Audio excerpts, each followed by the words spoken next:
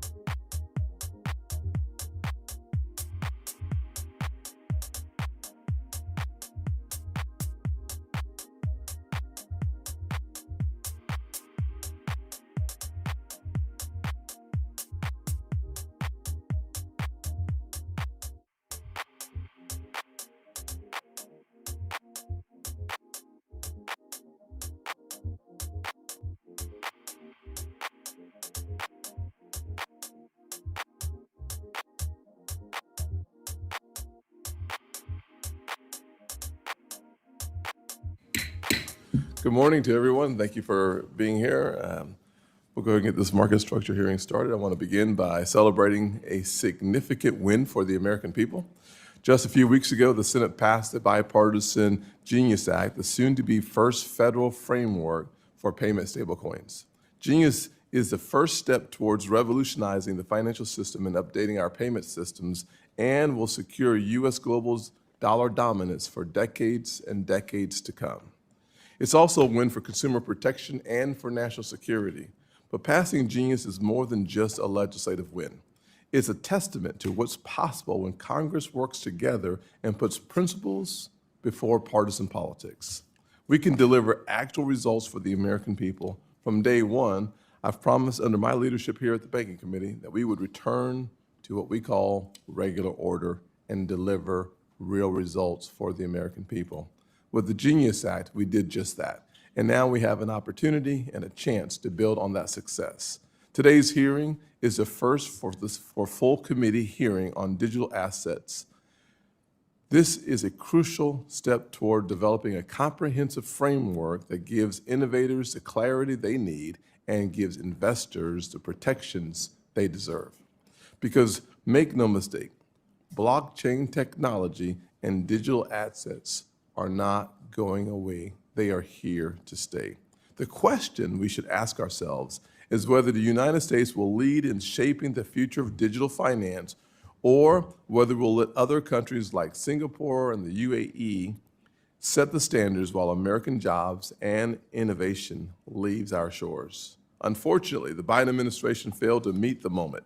Instead of clear rules, we saw an enforcement first approach that punished innovation and created a legal minefield for entrepreneurs. However, the Trump administration understands the importance of innovation, opportunity, and keeping American talent on American soil.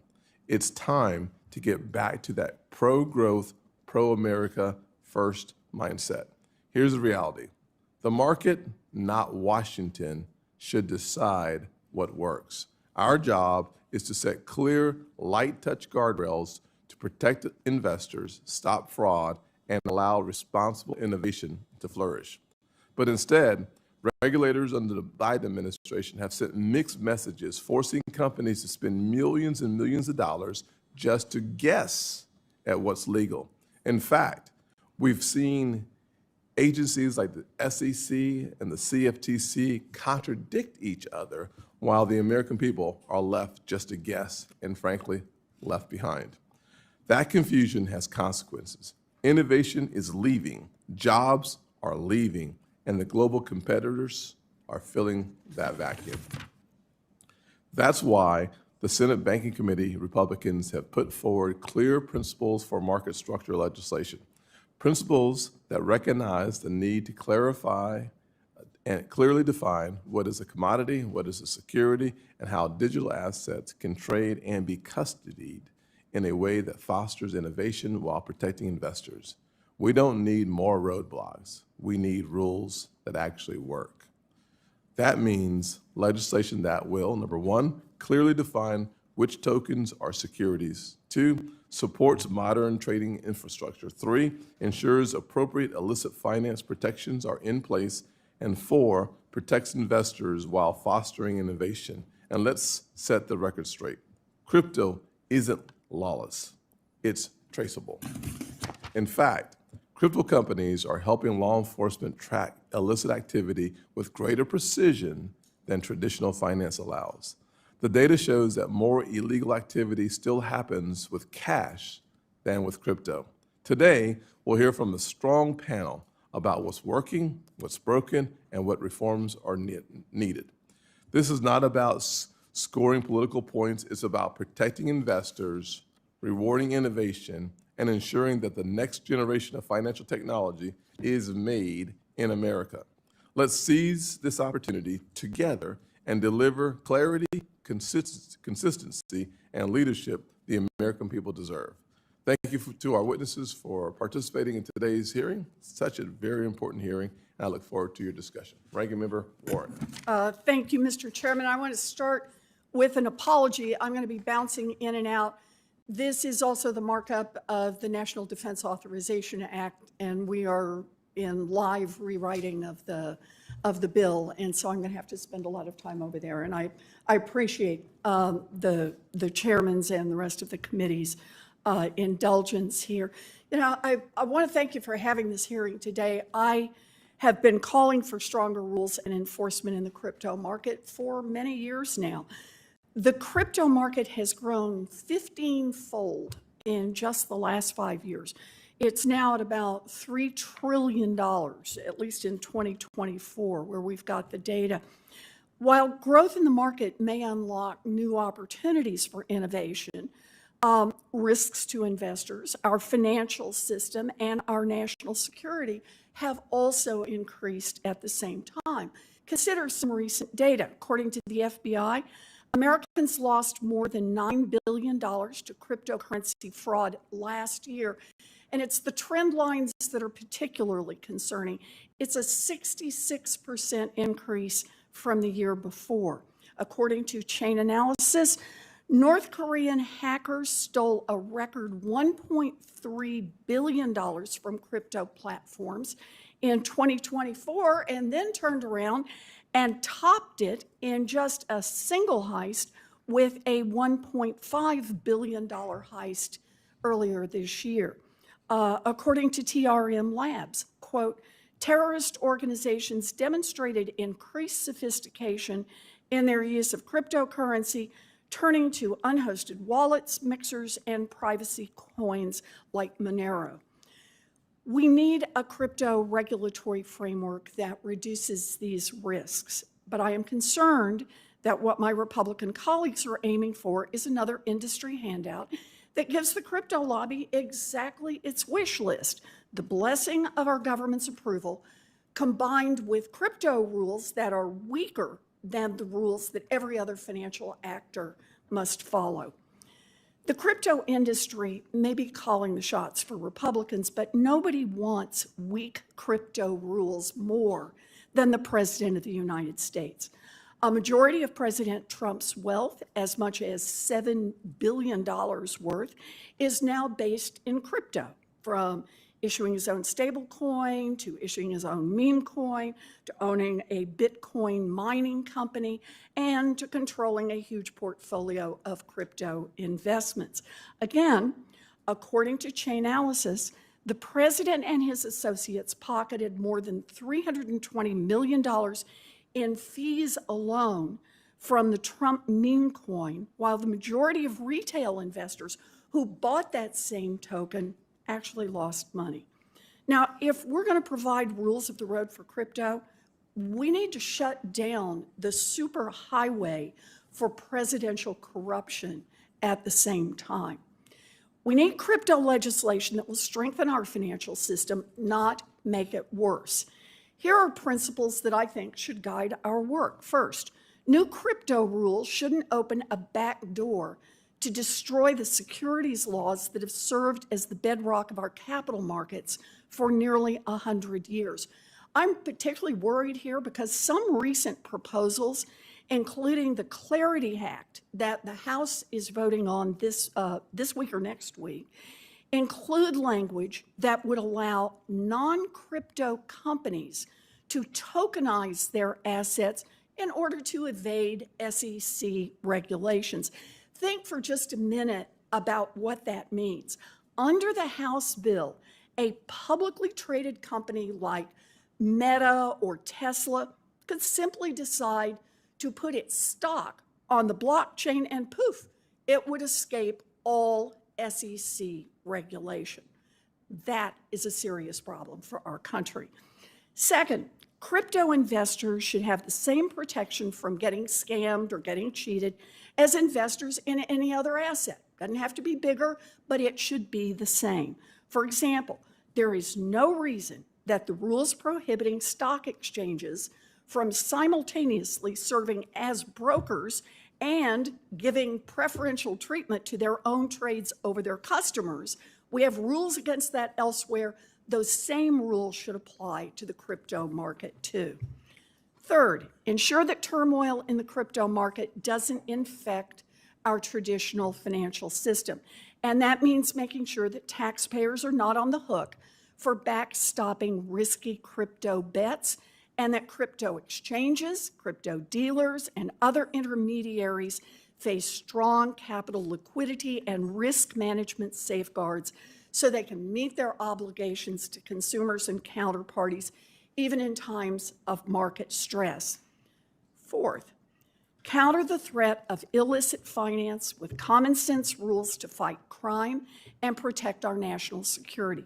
Crypto service providers that act as financial institutions must be required to implement anti-money laundering programs. Republicans refuse to strengthen AML rules and close sanctions loopholes in the Genius Act, and their claim was that they would deal with this in the crypto market structure bill. Well, this is it.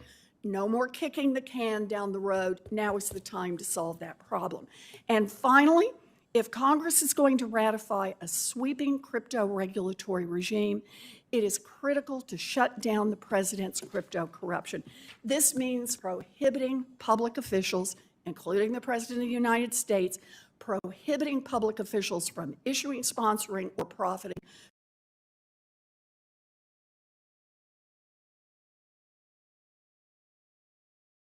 Thank you, Senator Warren. We will now move to witness testimony. Today we have 6 witnesses before us. Our first witness is the Honorable Summer Mersinger, CEO of Blockchain Association. Ms. Messenger, you now have 5 minutes. Thank you. Thank you, Chairman. Chairman Scott, Ranking Member Warren, and members of the committee. Thank you for the opportunity to speak with you today. My name is Summer Mersinger, and I'm the CEO of Blockchain Association. We're the leading collective voice of the digital asset industry in the United States, representing more than 130 of the most innovative job creators and stakeholders in the blockchain ecosystem.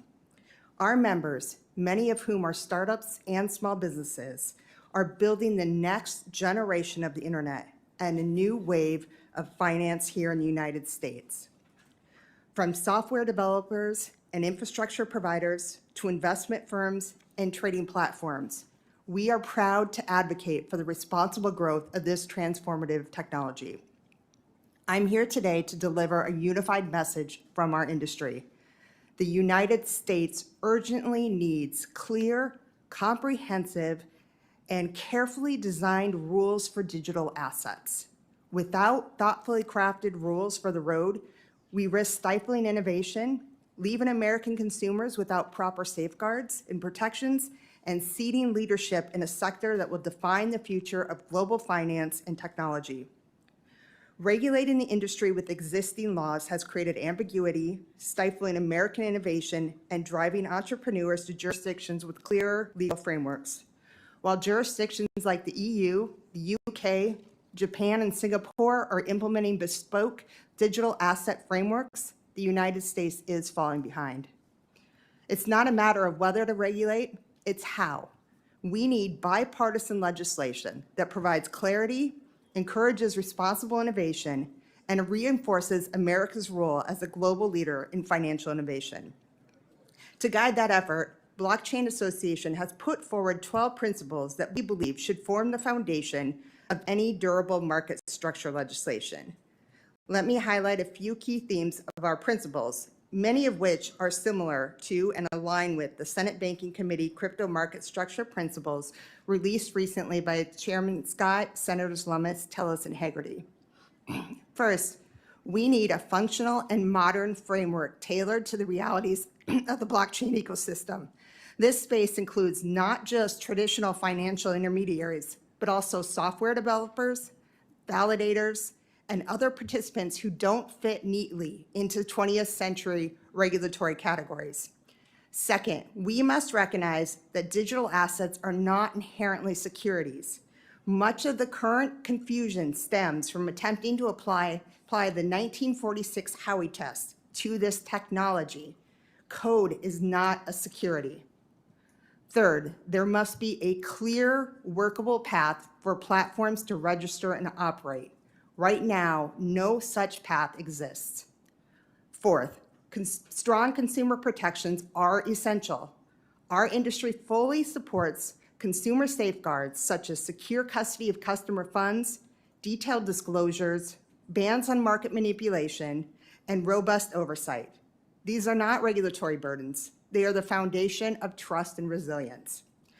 Finally, we must view establishing a federal regulatory framework as a national priority. Digital assets and blockchain technology are revolutionizing financial services, supply chains, and digital identity. The country that leads on this policy will set global norms and unlock enormous economic and strategic benefits.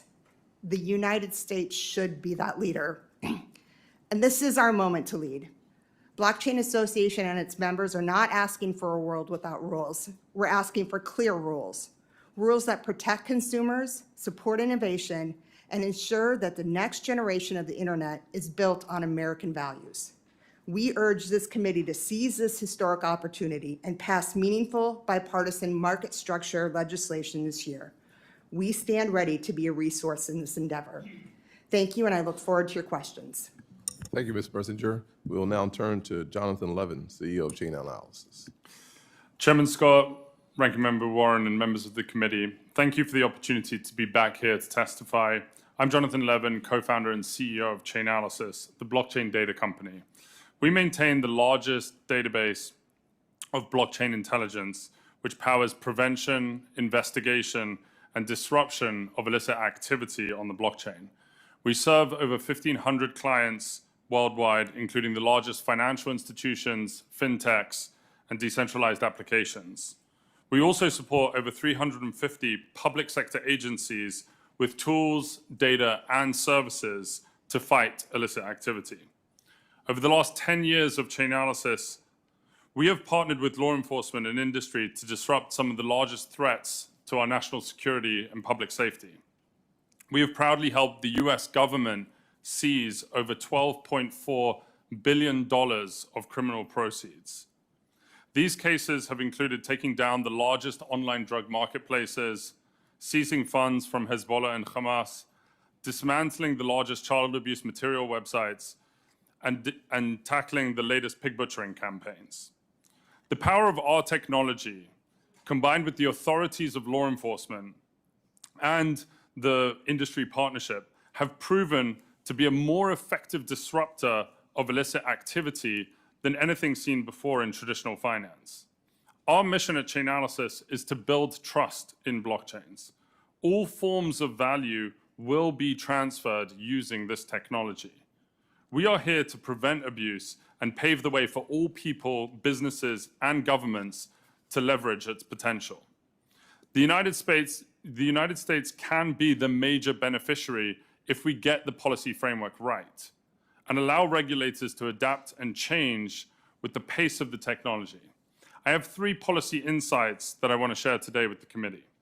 First, the blockchain introduces a fundamentally new model for financial oversight.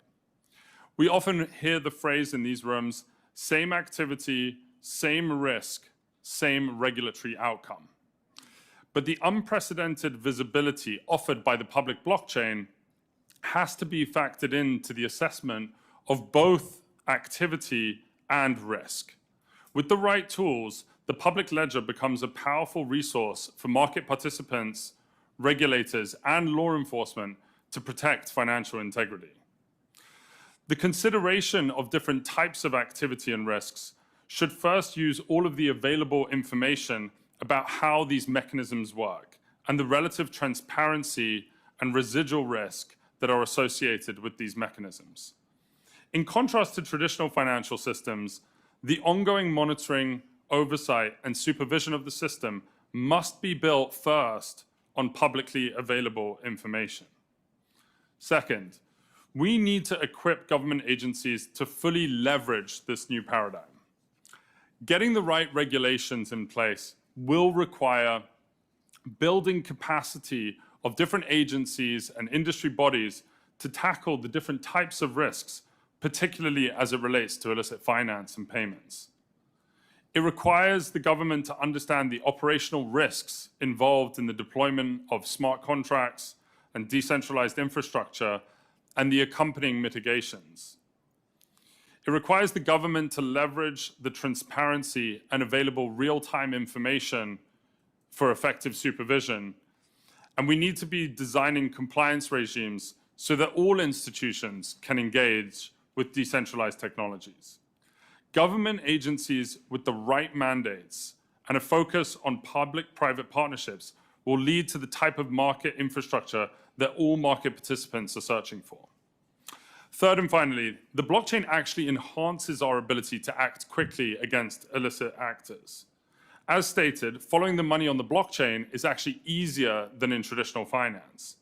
But furthermore, issuers of tokenized assets can actually take actions to easily freeze and seize assets. I'll give you an example. In a recent pig butchering case, crypto exchange OKX and stablecoin issuer Tether froze and then seized $225 million of criminal proceeds in collaboration with US Secret Service. The traceability and programmability of these assets is a key benefit in addressing illicit activity. At Chainalysis, we are proud to support the US government in our ability to keep the digital asset ecosystem safe, and I look forward to your questions. Thank you, sir. Next, we'll hear from Mr. Dan Robinson, General Partner at Paradigm.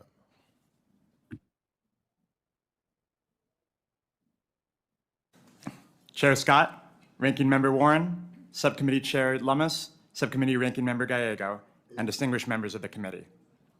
Thank you for inviting me to testify today on the importance of crypto market structure legislation and how to safely and equitably grow the crypto industry in America. My name is Dan Robinson, and I serve as a general partner at Paradigm, which is a research-driven investment firm focused on crypto. My research work has focused on helping portfolio companies solve technical problems related to market and mechanism design, particularly for applications in decentralized finance, or DeFi.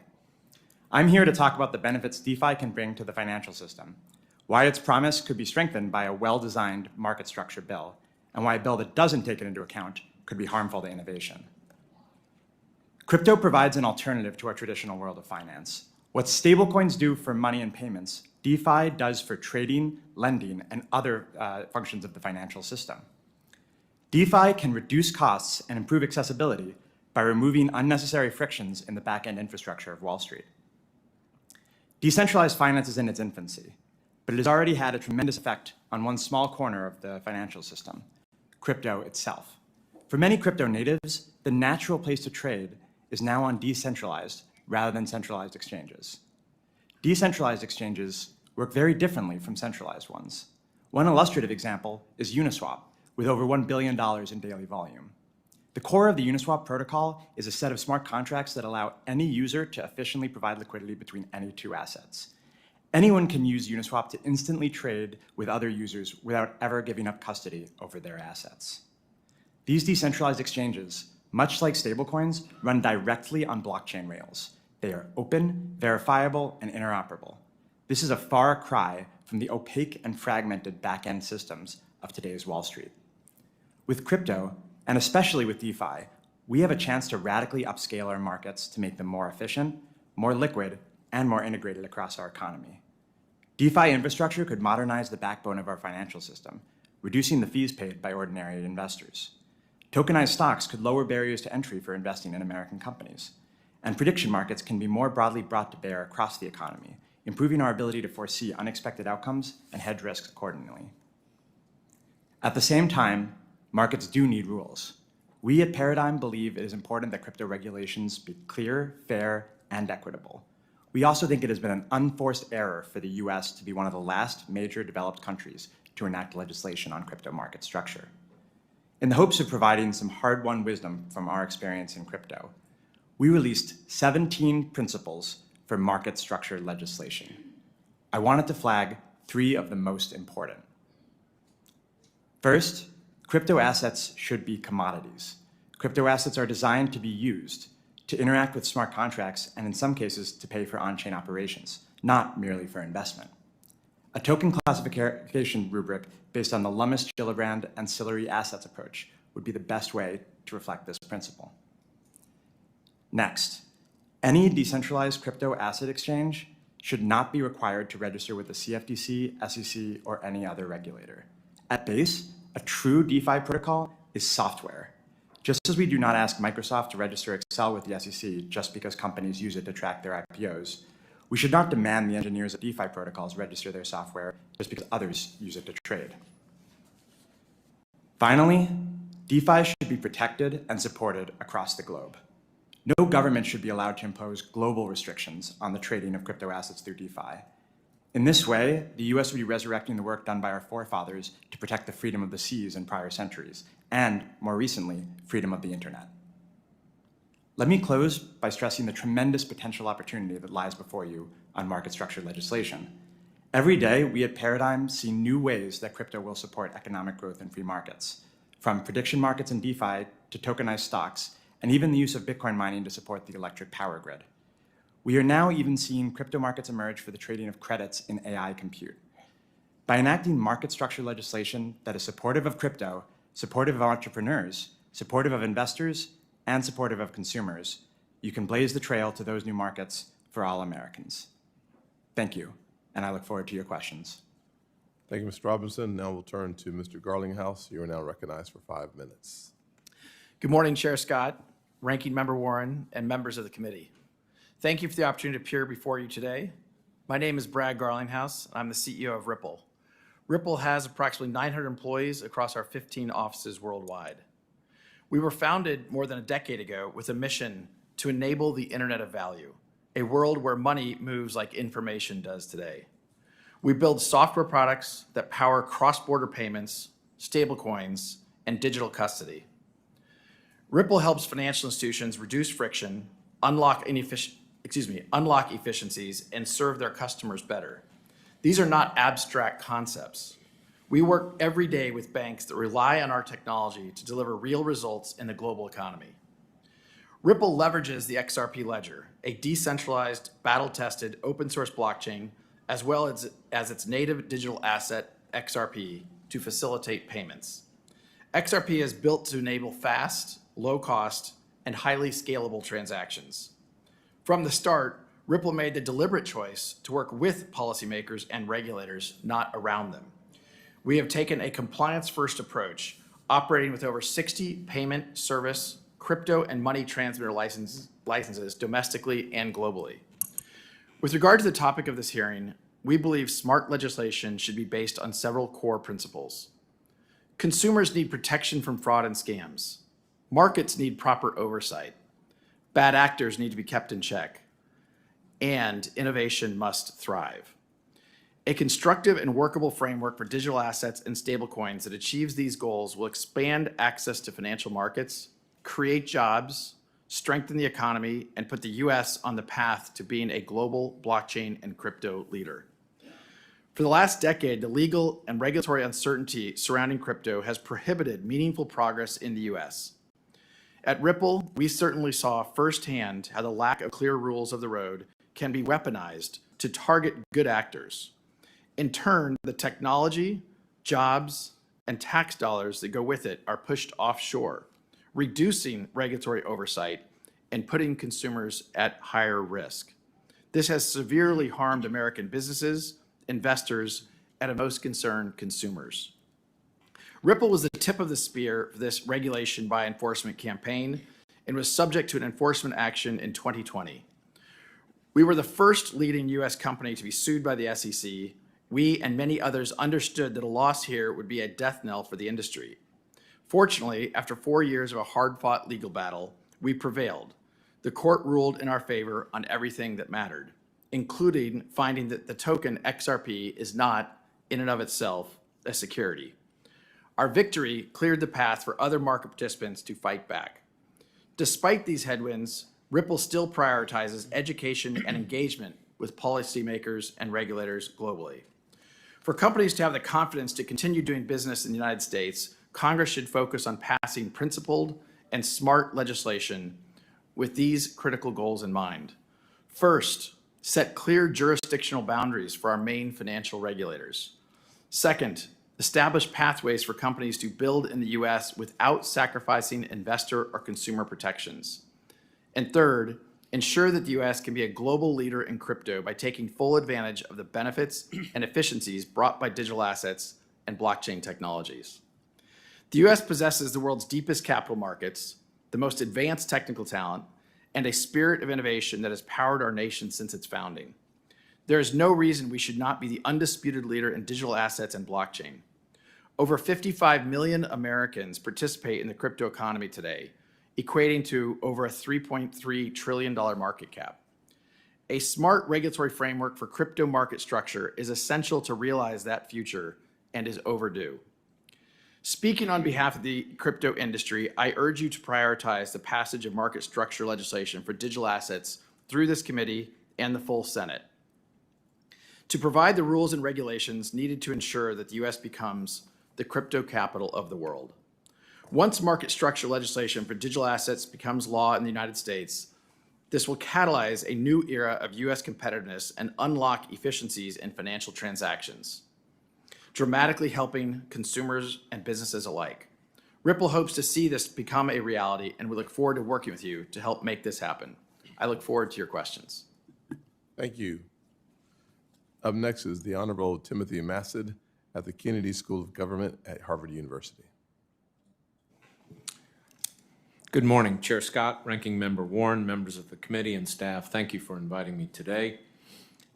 My name is Timothy Massad. I'm former chairman of the CFTC, former Assistant Secretary of the Treasury. The views I express are my own and don't represent the views of the Kennedy School of Government. You know, many of us are familiar with the movie Groundhog Day, in which Bill Murray is condemned to repeat the same day over and over, and he finally escapes the time loop not through external means, but by changing his outlook on life.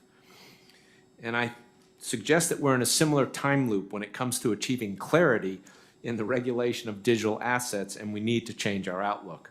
There have been repeated congressional hearings calling for clarity and a series of legislative proposals, each claiming to provide clarity, but there's never been a consensus. And whether it's Lummis-Gillibrand, FIT 21, or the Clarity Act, they all have similar flaws. They rewrite securities laws to create a new category of digital assets that their proponents claim will forever solve the problem.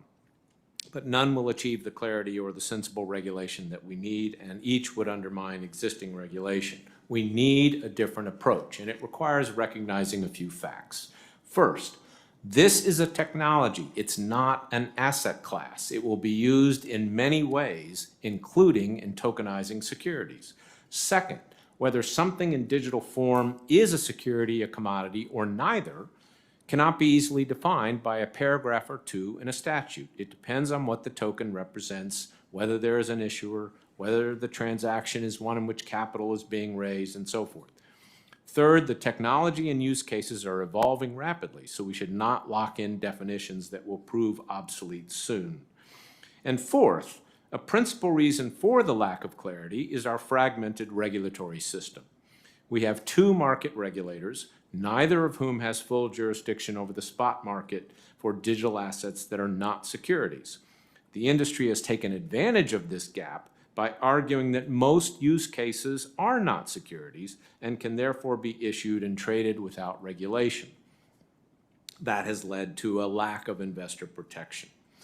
Now, the primary regulatory response to date, court cases that seek to interpret the Howey test, has also not been sufficient. It was a whack-a-mole strategy even when the particulars of a case made sense. But the solution is not for Congress to become the regulator. Instead, all these factors argue for creating a process by which the SEC and CFTC work together to provide the clarity and the necessary regulation. And legislation should provide them with the proper authority, principles, and flexibility to do so. But legislation that writes detailed rules and creates a binary classification scheme is bound to fail. Former SEC Chair Jay Clayton, who was appointed by President Trump, and I proposed this approach 2 years ago. We said Congress should mandate that the SEC and CFTC work together through a self-regulatory organization or otherwise to develop joint rules that would apply to every intermediary that trades or handles Bitcoin or ETH. Now, that was the jurisdictional hook. It establishes jurisdiction over the market without, as we said, debating classification of each token or Congress pursuing tortured rewriting of existing definitions of securities and commodities. We also said that rewriting existing law might fail to bring clarity and inadvertently undermine decades of regulation and jurisprudence as they apply to traditional securities and commodities markets. Our existing securities and commodities markets are the foundation of the U.S. economy and the envy of the world.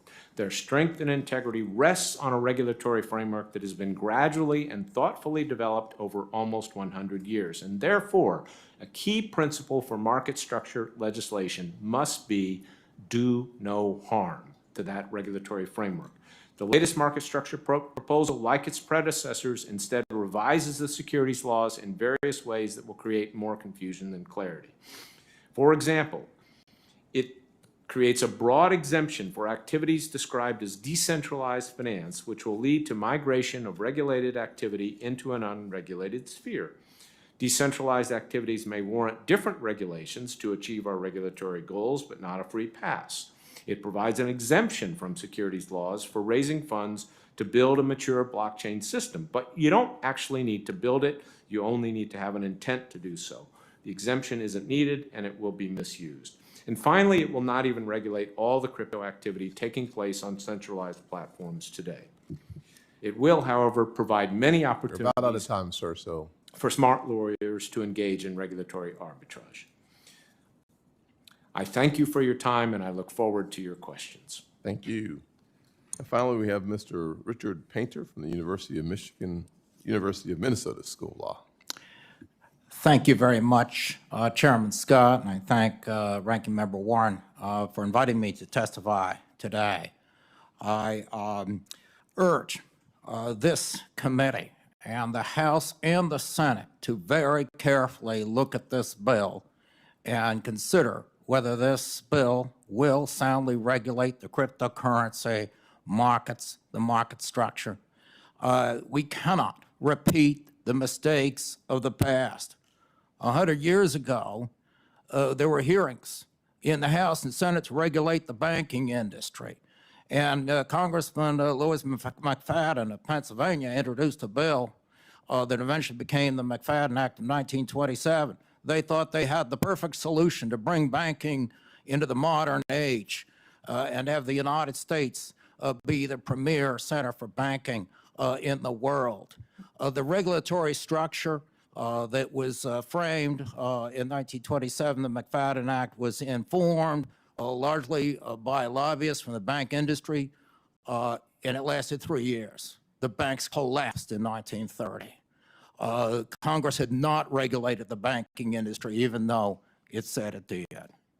Fast forward to the 1990s, when I was writing in the field of securities regulation, and securities-based swaps and derivatives were coming on the scene. And the argument was made that a securities-based swap is not a security. A stock can be a security, but not a securities-based swap that is based on that stock. And it took years to figure out how to regulate securities-based swaps agreements. Under the Clinton administration, under the Bush administration, we had years of lax regulation, deregulation of the banking sector, laws passed by this Congress, and we saw what happened in 2008. We do not want to make that mistake again. I implore you to carefully look through this bill. Listen to the industry experts who are here today. Listen to Chairman Massad about his experience as a regulator. Consider carefully whether we should be drafting, passing through Congress, a very detailed bill that locks a lot of definitions in stone, or rather take up Chairman Massad's recommendation that we have the SEC and the CFTC, the regulators, work together to respond to evolving market conditions. Consider whether it would make sense to define a stock as a security, but not the tokenization of that stock. Think through these issues. Please do not make the same mistake that this Congress has made so many times before.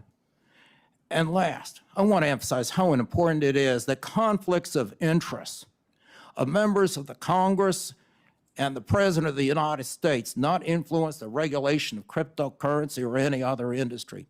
Under 18 United States Code 208, it is a criminal offense for a United States government official to participate in a government matter that affects their own financial interest. A Treasury Secretary who is regulating cryptocurrency or issuing meme coins and investing in a crypto business would commit a felony. But Congress has exempted itself from that statute. Congress exempted the President of the United States from that statute and the Vice President. That is wrong. We cannot have the people who are in charge of passing legislation and enforcing legislation, implementing legislation, have conflicts of interest with their official responsibilities. That includes every member of the House and Senate. You should be divesting from crypto if you're going to be regulating crypto. And the President of the United States as well. The integrity of our financial system depends upon this. We've watched this movie before. Congress passes laws to regulate the financial sector, and it ends in a disaster because it was not regulated. Please do not repeat that mistake. We don't want to watch this movie again, and we do not want to watch a movie that is a combination of West Wing or the House of Cards and The Big Short. Please, do your jobs, represent us, the American people, protect our financial system so we never see again what happened in 2008, 1929, so many times before. Thank you very much, Mr. Chairman. Thank you, sir. We'll now turn to our round of questions. We'll offer each member of the committee a generous 5 minutes. If you like, I'll start the questions off. Ms. Mersinger, digital assets and blockchain technology could democratize finance, giving every American, no matter the background, access to financial services at lower costs with greater speed than ever before. To achieve this revolutionary potential, there is widespread agreement from industry leaders to the President and bipartisan members of Congress that we must provide clear rules that foster innovation and protect investors. And listening to you, and frankly, Mr. Levin as well, I think Mr. Levin said, we need a fundamentally new model because we're talking about, frankly, a fundamentally new world. It's not new today, but it's new to those of us who are going to pass legislation. And you talked about the importance of the existing laws as we see them are inadequate and frankly not applicable to this new opportunity to be the crypto capital of the world. From your perspective, why is regulatory clarity so important, and what are the risks if we fail to provide certainty for innovators and everyday Americans? Thank you for that question, Senator. Traditional bank regulations are not fit for purpose for digital assets and blockchain technology. Those regulations are meant for centralized intermediaries, and that's not what we're dealing with here.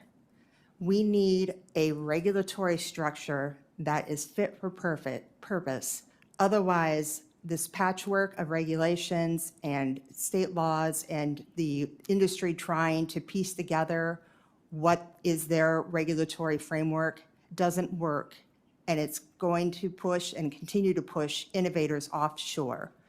The most important thing we can do is create a framework that gives clarity. The status quo doesn't work. We need to be able to have responsible innovation here in the United States. We need a framework that provides customer protections. And we also need to make sure that whatever framework we put in place, that it ensures that U.S. American values are what this new what this new technology is based on. Thank you very much. Mr. Levin, there's a common belief that money laundering is easy with crypto, but the truth is, it's not. Blockchain technology creates a permanent, traceable ledger that can help law enforcement catch those bad actors. I've said it before, so I'll say it again. It's far easier to track something that has a digital footprint than something that does not.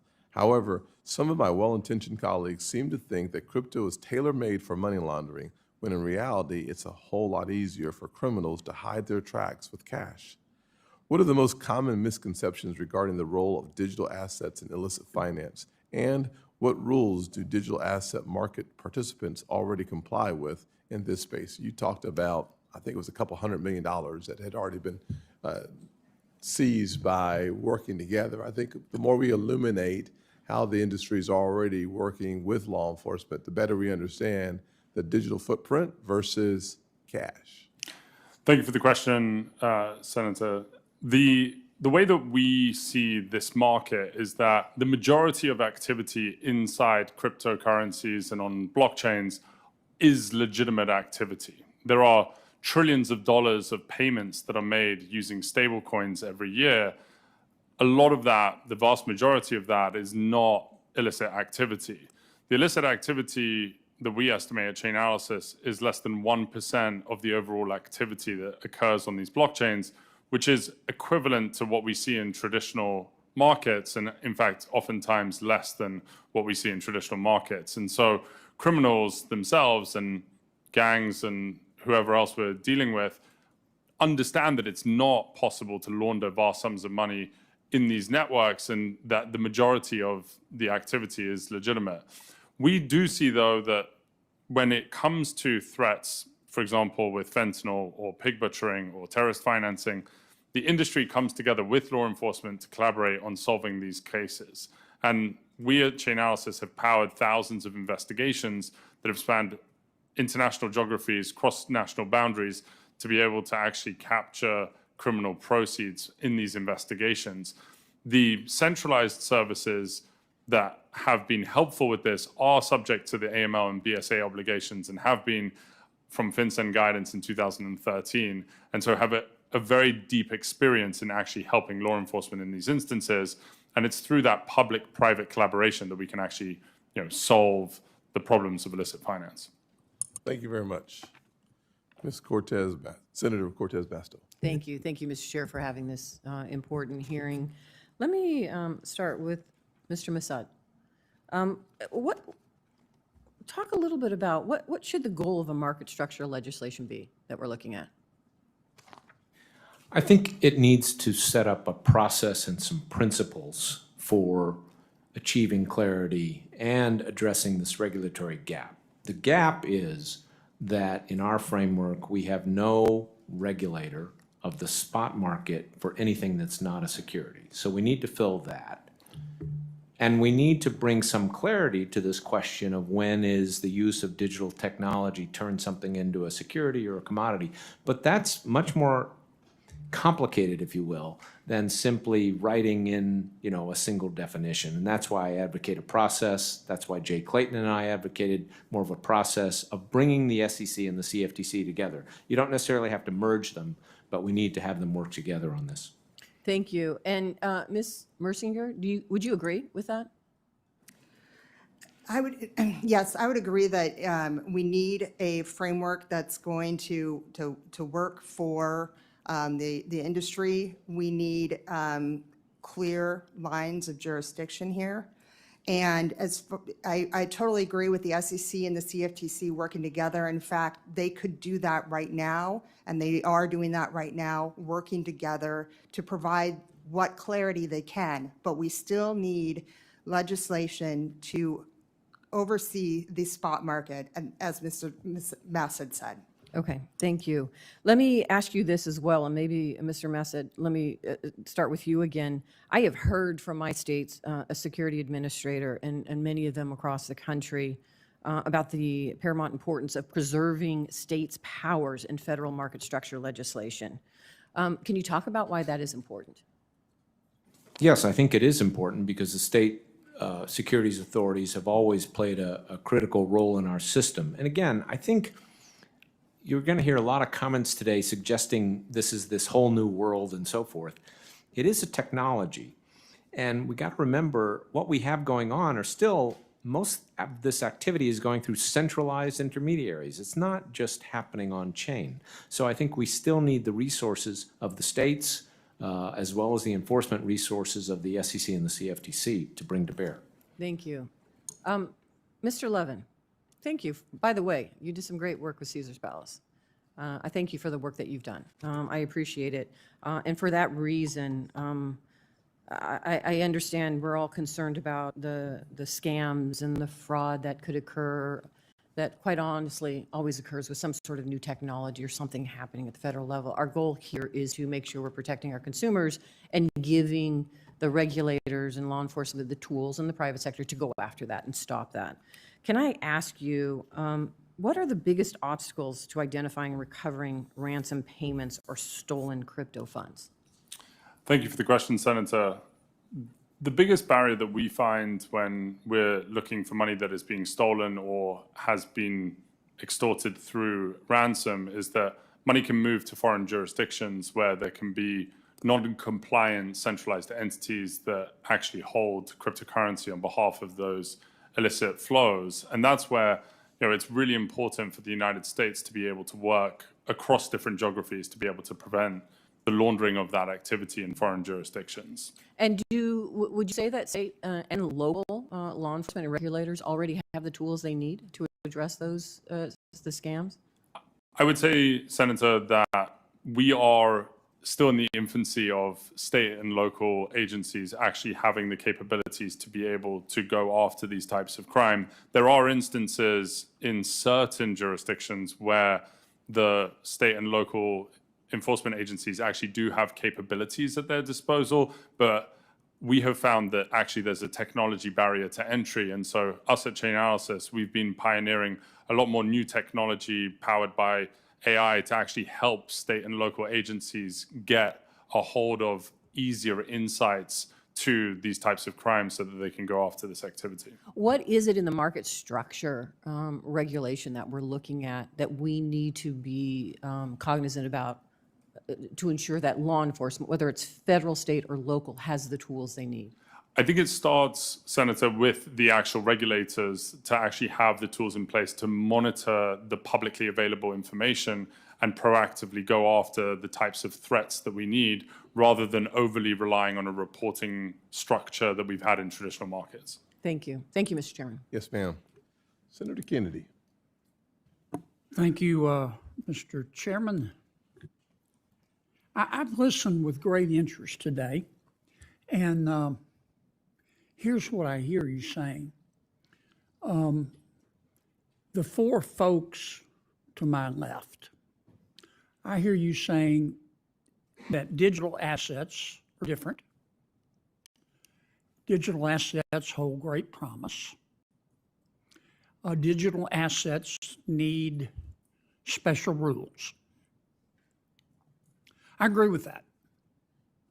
The obvious question is, what should those rules be? And to what extent should we allow you to draft them? I've also heard some of you say that digital assets represent the next generation of the internet. Well, we let the current generation of the internet draft their own rules. And frankly, it looks like what we got as a result looks like somebody knocked over a urine sample. Congress can't even agree on basic legislation dealing with privacy on the internet. How the hell are we going to tackle this? But I hear what you're saying. I hear Mr. Painter, as usual, if you follow him on social media, you know, all politicians are crooks. Very helpful. I want to direct most of my questions to Professor Massad. Is that how you say your name? Massid. Mr. Massad. I'm really worried we're going to get this wrong. We don't know, we in Congress and our staffs don't know as much as the professionals in digital assets know. And I don't see how we can possibly catch up. Tell me more about your idea of having the SEC. Well, first, I don't want to run out of time here, but why is the digital assets industry so scared of being regulated by the SEC? Well, I think we need to step back, Senator. and first of all, Briefly, please. They don't want everything treated as a security because they don't want that entire framework to apply. But that's also because the SEC did fail to try to customize its rules to adapt for this technology, and it should do that. And you've got leadership at the agencies now who are working on those things. You're suggesting that we turn to two of our agencies, one of which is the SEC, and say, you have expertise. Before we take a crack at a bill, you come up with a bill with rules, with regulations. Tell us how to do this. Because I hear you saying in some cases digital assets are commodities.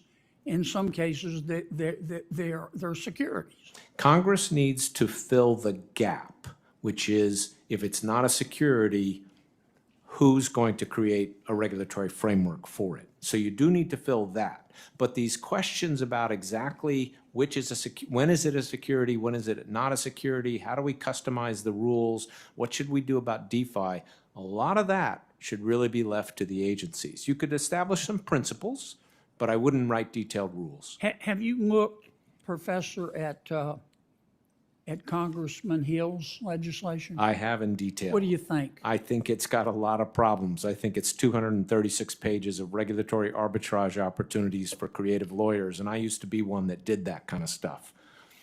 Made a lot of money, did you? I did, but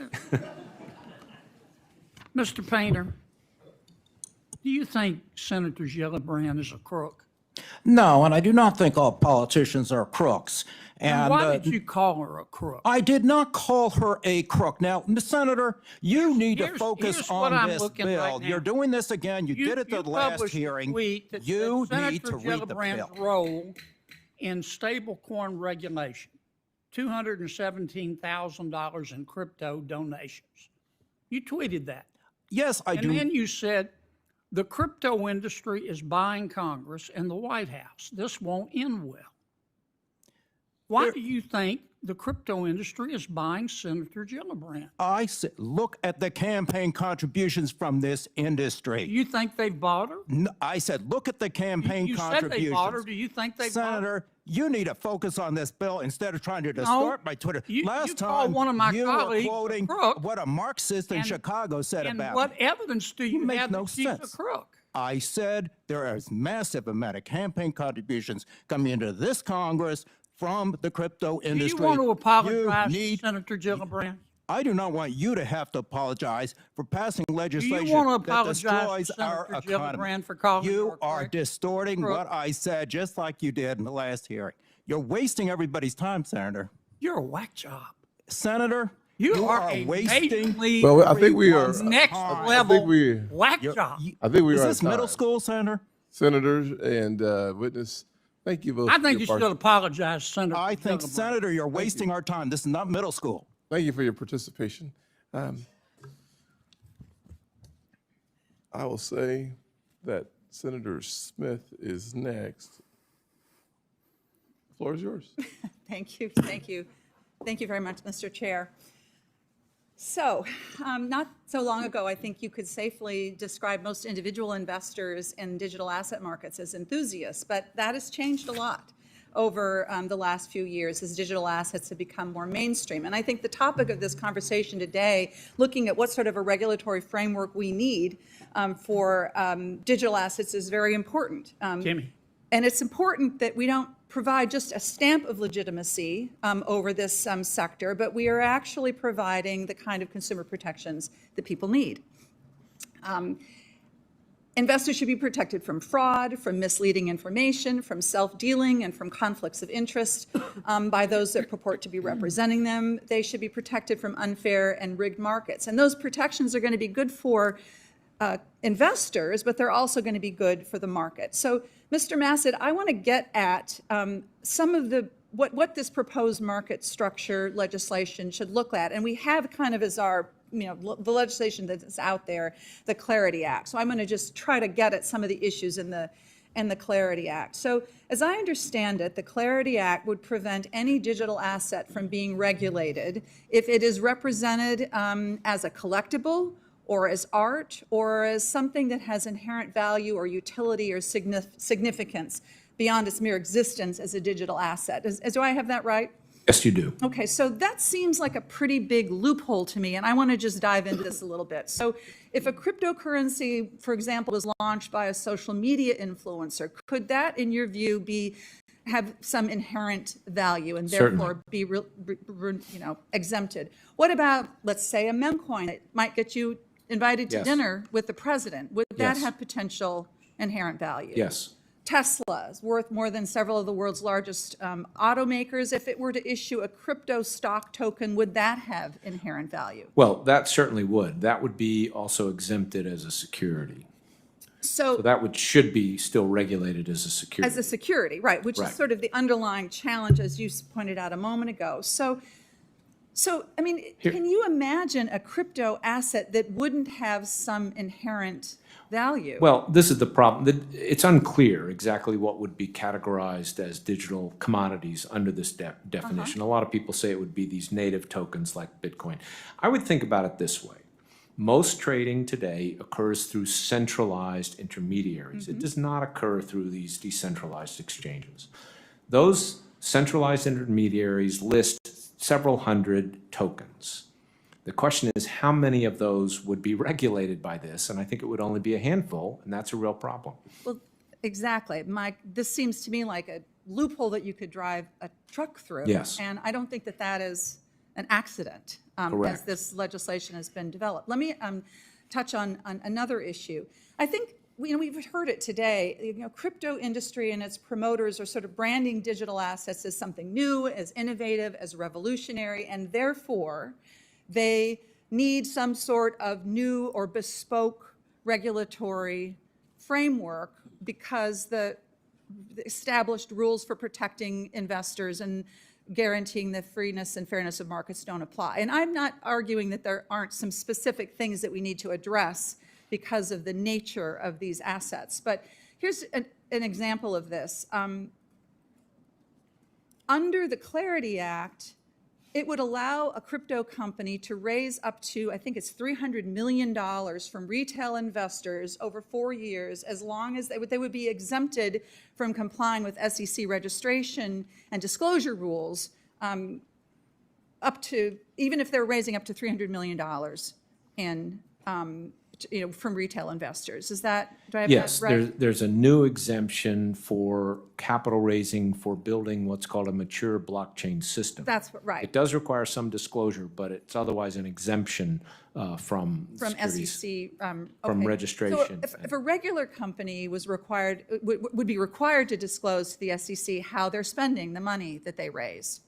Yes, I mean, the challenge, the problem with that exemption is you don't actually have to build the mature blockchain system. You just have to have the intent to do it. You just have to have the intent to do it, but you could use that money for, I mean, what would stop you from using it to buy a house in, the Virgin Well, Islands? conceivably, there could be a lawsuit against you for misleading information. But, you know, if you had That's a sort of like an reasonable. after the fact. Yeah, that's after the fact. Right, right, exactly. Well, so this is, and I know I'm out of time here. I just want to close by saying this is my concern, is that it's not really a new regulatory regime at all. It actually is sort of continuing the status quo that has landed us in some pretty significant Well, problems. I think I think the problem with the act is it's undermining the existing Correct. regime. We do need to customize some rules. Yes. But this isn't a good way to do it. Thank you very much.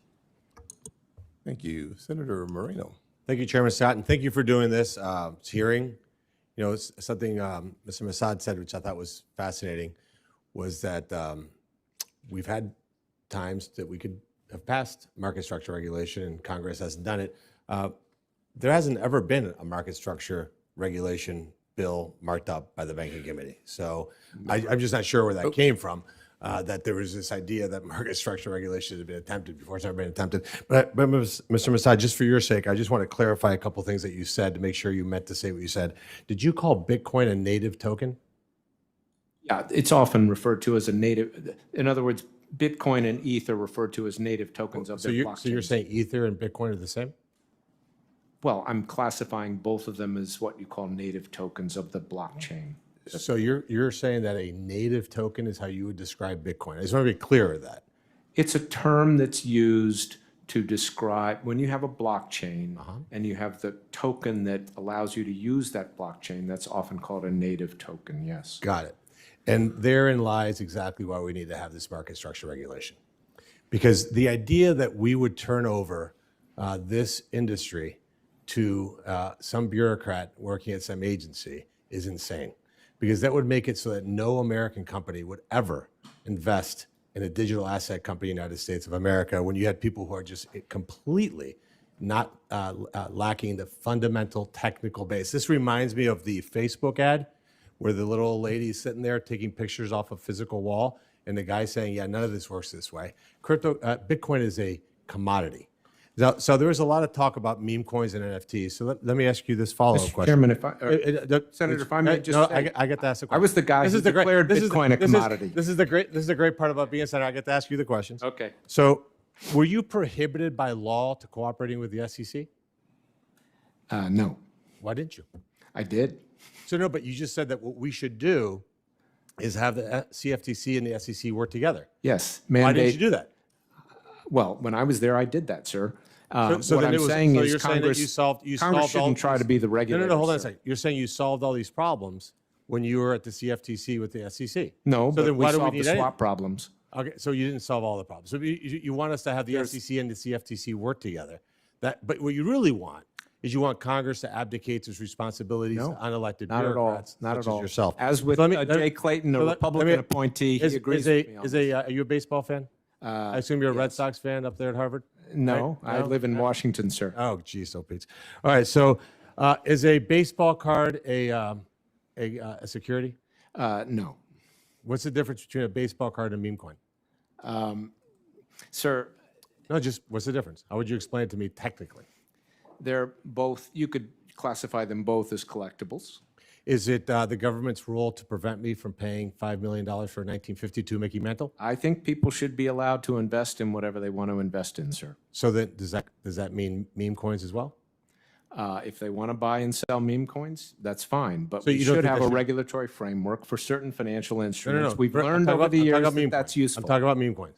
Do you think that the government, the SEC or the CFTC should regulate meme coins? I think we should have an investor protection framework over this, over financial instruments. I'm gonna If take we that as want to a- so decide you're that saying they're yes? not financial Are instruments. you saying yes? It's just simple because again, we only have 5. The chairman's very strict. Only lets us have 5 minutes. I understand that, Senator. So but you're I saying think yes you'd- or no? I It's think you simple. might appreciate that it's a more complicated issue than that. At least I would hope you do. Should it's not complicated. Should the SEC or the CFTC regulate meme coins? It's The a SEC yes has or no. already said it won't, and that's fine with me. Okay. But I'm happy to create a category that's neither a security or a commodity. Should we include baseball cards in that as well? No, I don't think we're Why not? talking about baseball So- cards here, sir. What's the difference?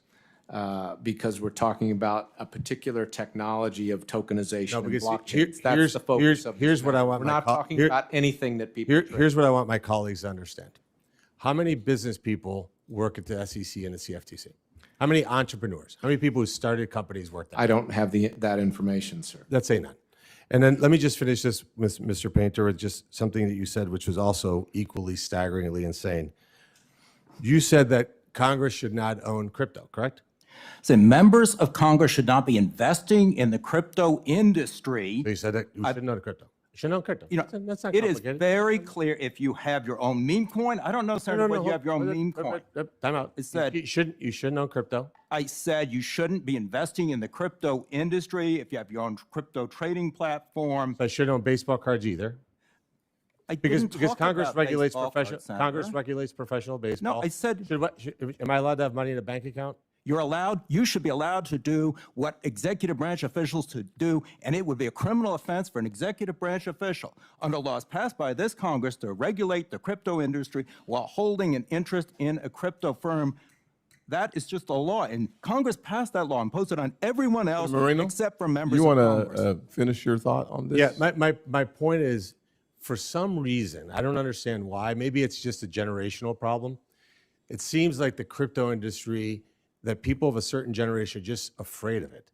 And that fear and lack of knowledge and having the humility to know that you just don't know the technological issues here has made this industry just reticent on understanding that there's a whole new world. And by the way, the 1946 securities laws should not be dictating what we're doing today. And I hope that my colleagues understand it. This is a generational issue. It's not a Democrat versus Republican issue. And if you took the time to just understand the technology, I think it would be easier for us to move forward.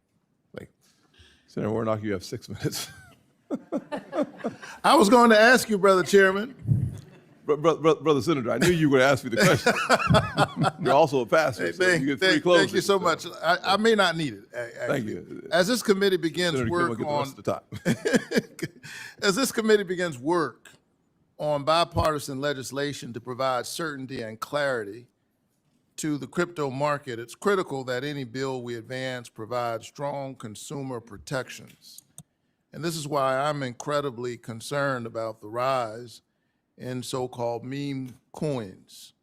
In February, the SEC published a staff statement on meme coins, warning that they expose amateur investors to, quote, rug pull and pump and dump schemes. Mr. Masid, what do you think the effect of this staff memo will be on investors in meme coins, and do you think the SEC will bring civil actions or enforcement against any of these scammers? Well, Senator, thank you for the question. I think the SEC has said that these are not securities, and I would agree with that. The issue then becomes if they're being listed on platforms such as centralized exchanges where people are trading Bitcoin, what should we do about that? People say we want to regulate those platforms insofar as they trade Bitcoin. We should either say they can't trade other things that aren't regulated, or whatever they trade has to be subject to the same regulations. I think in terms of immediate effects, you have these things being traded, and people can misunderstand them, can get defrauded. I don't expect the SEC or anybody else to take actions about that unless it was really a very, very serious case of fraud, and that would be up to the Justice Department. So, these issues, I think it's important that we recognize that these aren't theoretical arguments. They impact real people in their actual lives. An analysis of coins issued on Pump.Fund, a popular meme coin generating site, indicated 60% of users on the platform lost money, with 1,700 wallets suffering losses that exceeded $100,000. What do you need, Mr. Masid, what do we need to see in a Senate bill to protect consumers from meme coin scams without sacrificing innovation in the market? I think we don't have to embrace the false choice between innovation and giving consumers reasonable protection. What would you like to see in a Senate bill? Well, what I'd like to see is consistency between what we allow these centralized exchanges that are trading Bitcoin to trade and what's subject to the bill. In other words, if we're going to regulate those centralized exchanges, when we should do that, and they shouldn't be allowed to list things that aren't then subject to all those same regulations. And right now, the bill is very inconsistent in that respect because it excludes those meme coins from digital commodities, but it doesn't prohibit the listing of those meme coins on these very same exchanges. So I look forward to working with my Republican colleagues as we think about these issues. This year alone, President Trump and his family have launched a meme coin, a stable coin, and a governance token. The Trump family has also indicated that they may offer a crypto wallet as well as other crypto products. They're quite active in this space. Mr. Painter, how does President Trump's promotion of cryptocurrency, including his meme coin and his family's company, intersect with his official duties and his administration's policies? If Donald Trump were the Treasury Secretary and regulating crypto and had those interests, he would be guilty of a felony under 18 United States Code 208, the statute I referenced before, which Congress has passed and imposed on every employee of the United States government except for the members of Congress, the president, and the vice president. And this is just unacceptable to have a president who is in charge of the regulatory apparatus for any industry, including crypto, while he has such a vast interest in crypto, including a meme coin that I understand has lost somewhere around 70% of its value since Inauguration Day, I believe. I don't know who lost money on that, but I think I know who made money. Yeah. Quickly, yes or no? So do you believe that the president having an outsized role in so many digital asset offerings will lead to fair and innovative markets? I think that. No, it will lead to a lack of confidence in our regulatory system. Just as like this Congress, everyone's receiving campaign contributions from the crypto industry and voting on this bill, and then if a witness comes here and disagrees with you, you call him a whack job. I mean, this is embarrassing, what's going on in this town. I agree that President Trump's crypto corruption distorts the digital asset marketplace, and writing a bill with a corruption caveat for the president sends a clear message that Congress is not serious about addressing corruption, which we know undermines investors' faith in capital markets. His corruption creates an unfair market that stifles innovation because his investors justifiably do not want to compete against the President of the United States. Ironically, for those who want to see us do something on market structure, it seems to me that that's not a fair market or a free market. Thank you very much for your testimony. Amen. You see, he said amen to the preacher.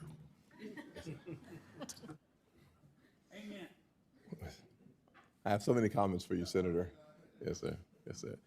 Lest you run over your time by 60 seconds, we will move on to Senator Haggerty's next.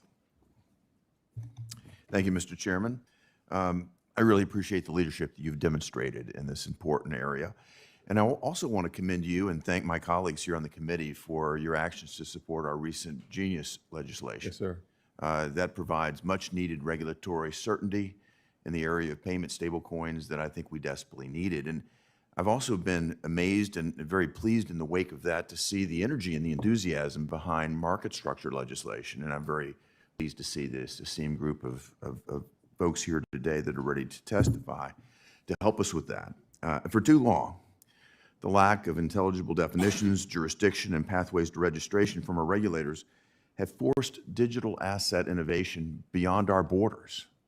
One of the saddest things that I heard as I came into the Senate, talking to members of the industry, with the brilliant people, were taking up new jobs and new positions in countries other than our own because they felt they couldn't survive here. Why is that?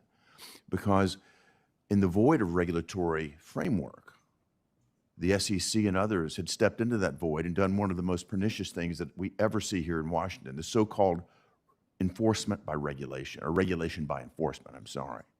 That creates massive uncertainty. That has lent itself to destroying the possibility of America leading in this incredibly innovative sector, and I'm so pleased to see us moving back in a new direction. So, Mr. Robinson, I'd like to start with you, if I could. In your testimony, you discussed the importance of limiting developer liability so that developers can freely build applications here in the United States. And to be clear for my colleagues, without this sort of limitation, developers could be held legally liable for the actions of third parties with whom they have no relationship. So, Mr. Robinson, would you talk with us about how you perceive the Senate's role in establishing market structure regulation that would effectively address this policy issue? Thank you, Senator Haggerty. This is an issue that's very important to me as a software developer myself, and I care about this a lot, and a lot of my fellow engineers in the industry have been very concerned about the potential for regulatory actions going after software developers just for publishing code. We think it is very important that the Senate include a protection shielding developers from liability, and in fact, the Blockchain Regulatory Certainty Act, which was adopted in the House as part of the Clarity Act, does address exactly that, and I would encourage the Senate to include similar language in the bill that they pass. I appreciate that. Ms. Mersinger, I'd like to turn to you. And here I'd like to talk about the jurisdiction with the CFTC and the SEC, an area that you know a great deal about. And we're trying to delineate and establish the appropriate regulatory authorities between the two agencies, the CFTC and the SEC. And I'd just like for you to explain to my colleagues and for this audience today why it's so important that we ensure jurisdictional harmony between these organizations. Thank you for that question. To your point about regulation through enforcement, when the only regulatory actions that are occurring are lawsuits and legal settlements, there's no clarity, and you have a situation where those who want to follow the law and do the right thing, one, are worried to innovate here in the United States, but they also are not sure where to go to follow the rules. And so we have to have clarity around what is the right regulator and who is overseeing these markets. And from my experience in the CFTC, one of the things I'll point out is the CFTC has broad anti-manipulation and anti-fraud enforcement authority over commodity spot markets, but they do not have regulatory jurisdiction over those same markets. So the CFTC could only come in after fraud or manipulation had occurred. There was no regulatory oversight. So providing that regulatory framework so that you have a regulator overseeing these activities will help prevent regulation through enforcement, because you will have the examiners, you will have the regulators looking at these businesses and ensuring that they're following the laws and the regulations, rather than having to come in after something bad has happened and bring enforcement cases. Got it. Thank you. Mr. Garlinghouse, I'm going to turn to you with a related question. We're trying to calibrate an appropriate regulatory framework here for the digital assets arena. One of the concerns I have is, rather than engaging with technologists, with people in the industry who are actually at the cutting edge of innovation, lawmakers, regulators could actually try to force the digital assets markets into outdated regulatory frameworks. I think that would stifle innovation, that would put us at a great disadvantage. And as we think about it, there are certain factors that are unique to the digital assets ecosystem. And what factors would you emphasize that we focus on as we think about an appropriate regulatory framework moving forward? Thank you, Senator. I think there are unique aspects that need to be thoughtful and applied potentially uniquely to any legislation around this. That said, I do think that where Mr. Massad and I disagree is that depending upon an SEC and CFTC to work together assumes good faith appointed officials in doing that. What we have seen previously is the SEC actually sowed confusion in the marketplace.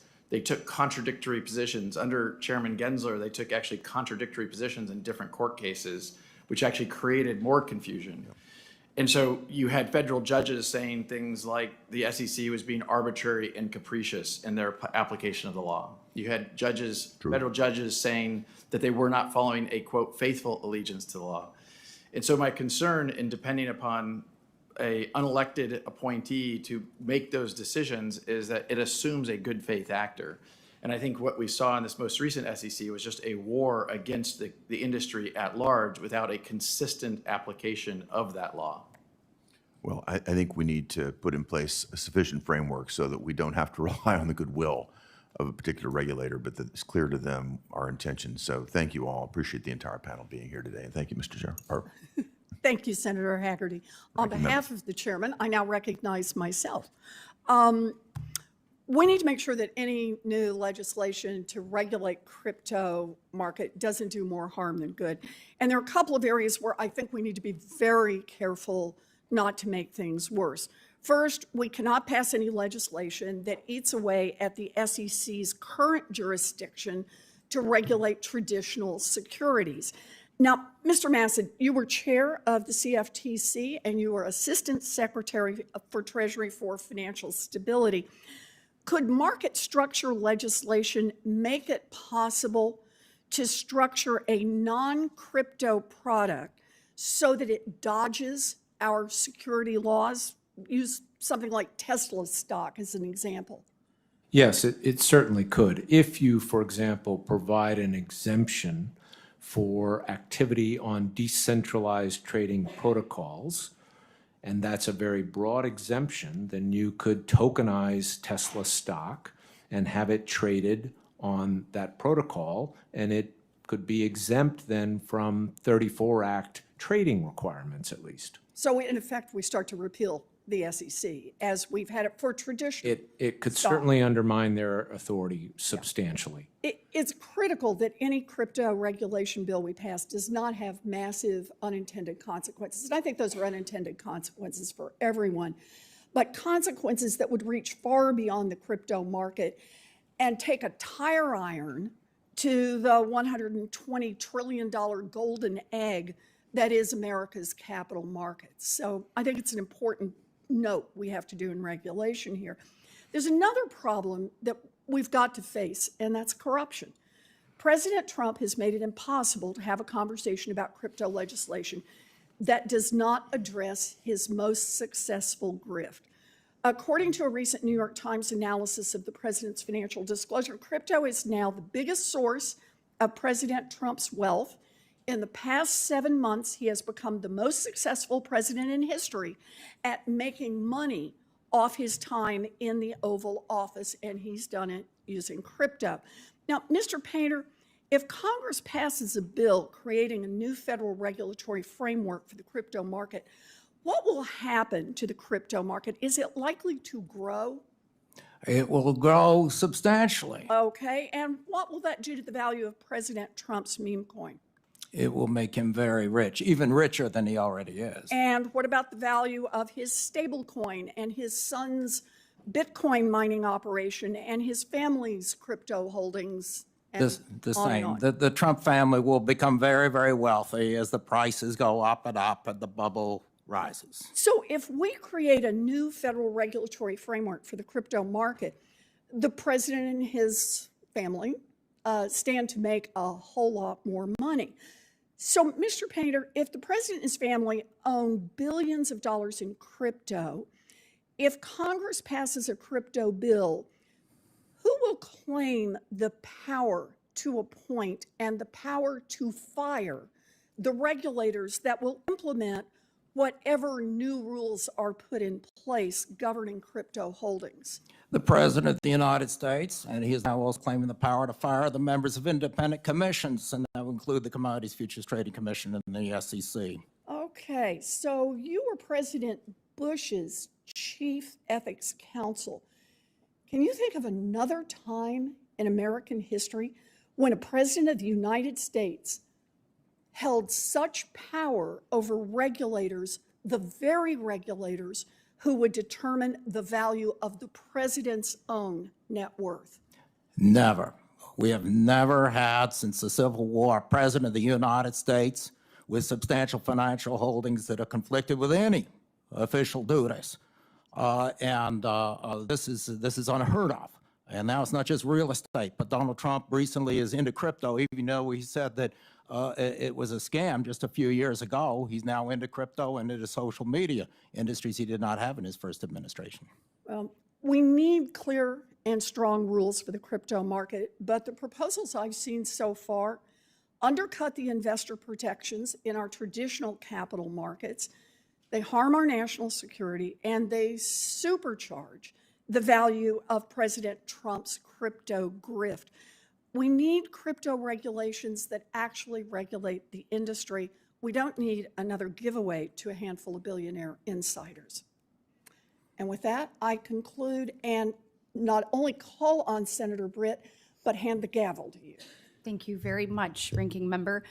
I appreciate the chairman for holding this hearing today and being serious about creating a framework for digital assets in the United States, and certainly appreciate all of you and your willingness to be here with us and testify on this important topic. Obviously, it's a very complicated issue, a lot of moving parts. We've seen some fireworks today. One of the primary points is just around definitions. You know, how do we properly define digital commodity versus digital security, and what does that actually mean for the role of our regulators? We know digital asset securities can share many characteristics with traditional securities, but they're not inherently the same, and regulation needs to reflect that. Much like applying, traditional regulatory framework to a new decentralized finance system, it just doesn't work. I'm concerned about the compliance burdens for developers and for startups and how we actually strike the right balance between the two. I've seen firsthand what happens to our small businesses and our small financial institutions when you have overregulation, and it becomes unsustainable. So my first question is actually for Ms. Mersinger. We are dealing with a rapidly evolving industry here, and we can't predict every change, right? So how do we create a framework that puts up the proper guardrails and the clarity that we actually need today without locking in rules that quickly become outdated? I'd love your thoughts on that and kind of your thoughts on how we approach that. Thank you for that question. And I will say, as a former commissioner at CFTC, I believe this is a reason why there is so much interest in having the CFTC as a regulator over the digital spot market.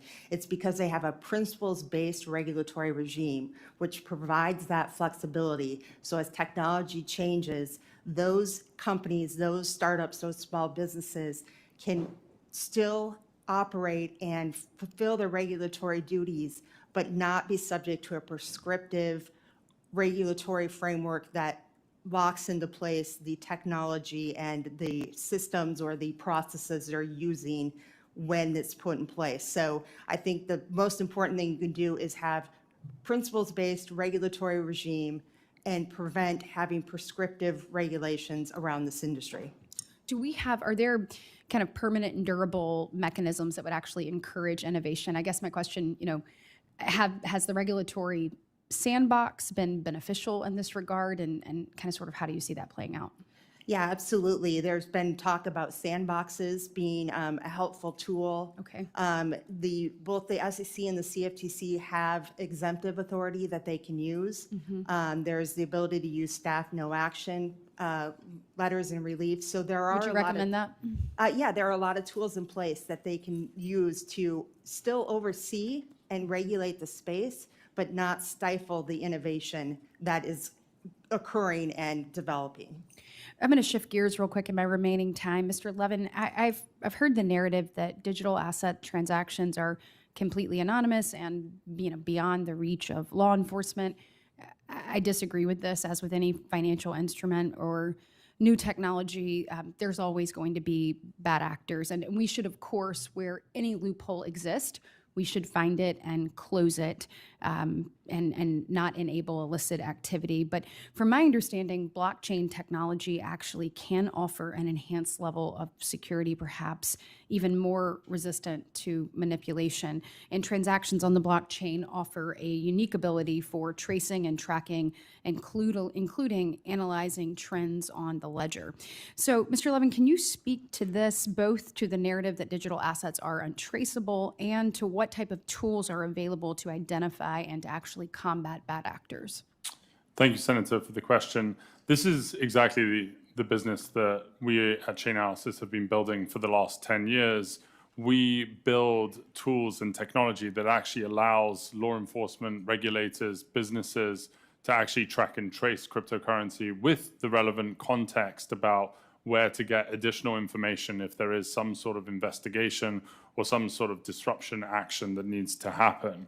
I would say that there are two levels of tooling that is worthwhile the committee understanding, which is one is there are actual forensic tools that are being used in investigations where you are looking at very specific transactions of interest that have been flagged either through regulatory reporting or investigations. And then also the blockchain actually allows for a much more macro view of trends and threats that are persisting against society. And so you could actually investigate ransomware as a whole threat to the United States of America and look at the entire supply chain that causes ransomware to have impact on our communities and find where there is an opportunity for actual disruption of that supply chain for the threat. Thank you so much, and I am out of time, but would love to continue this conversation with you, in particular, how we empower our state and local law enforcement with the tools they need so that they're better equipped in this regard. So thank you so much, and with that, I will recognize Senator Van Hollen. Thank you, Senator Britt, and thank all of you for your testimony here today. Mr. Masad, it's great to see you again. Senator. This time in front of the full committee. And Senator Britt's question is a good place to pick up because in Baltimore City, a number of years ago, you may remember, we experienced a ransomware attack. It was one of the earlier ones that became well known, and the attackers wanted to be paid in crypto. And what we've seen with respect to ransomware attacks is that they do, for the most part, use crypto as their currency of choice, and we've also seen that with respect to entities that engage in sanctions evasion. So I think there's a need to be very clear that decentralized finance is fully covered by our anti-money laundering and know your customer regulatory regimes. As we heard, there has been improvement in blockchain technology, and blockchain technology does have some of these important features that could make it easier to track transactions. But the fact also is that about $2 billion was lost in crypto security incidents in the first quarter of 2025 alone, nearly the entirety of what was lost in all of 2024. We have crypto mixers, cross-chain bridges, and other methods to obscure the movement of cryptocurrency. So it's not enough simply to state that we're going to ensure that crypto is subject to BSA and other regulations. We need effective supervision and enforcement. Can you talk briefly about what challenges you see today to getting from where we are to that kind of enforcement that would be necessary to oversee them on parity with the current laws? Certainly, Senator. First of all, I would suggest we think about what takes place on-chain and what takes place off-chain. Mr. Levin, I have great respect for the work of Chainalysis. They're focusing on activity on-chain, and they do a good job, but we have to remember they're only able to identify illicit actors where there's a known identifiable address, and there could be a lot of other activity happening. So I think we need better monitoring by issuers of digital assets, such as stablecoin issuers, need to be monitoring the chain, need to be applying risk analysis techniques and so forth. With respect to off-chain activity, though, that's where a lot of illicit activity takes place. It takes place through centralized intermediaries. And what Chainalysis does doesn't really reach that. And that's why we need an entire regulatory framework around these entities. We need to prevent wash trading. We need to make sure they're doing a good job on beneficial ownership. And finally, I think we need to give the Treasury Department more tools to enforce sanctions, to enforce money laundering.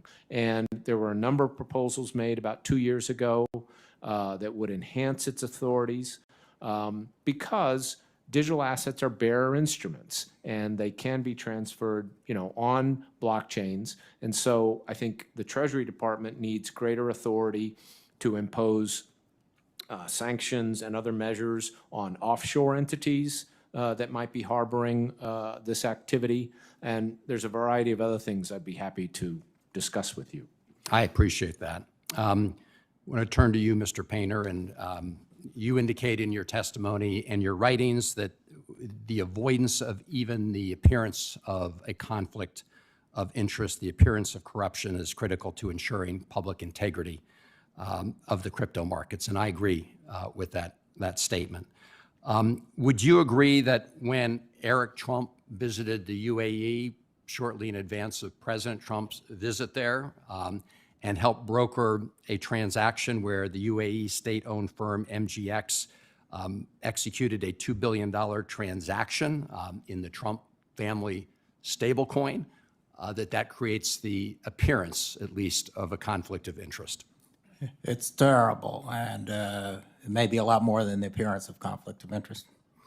And the president, of course, followed up a visit of his own there and made a deal with a separate UAE state-owned company that allowed the transfer of very sensitive U.S. chips and AI technology to that other company called G42.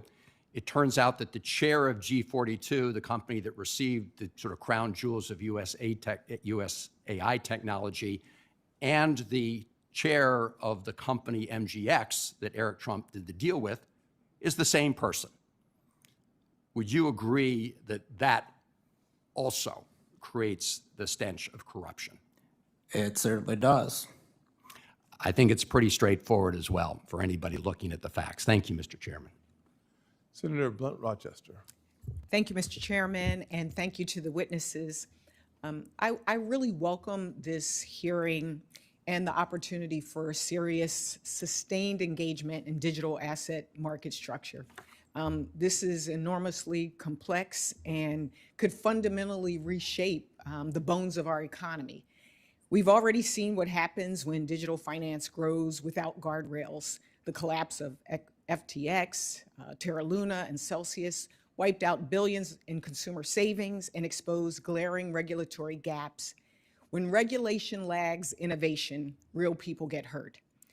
At a time of rising prices and growing wealth inequality, I'm sure that we can all agree that the last thing we need is to rush or have a poorly designed market structure bill.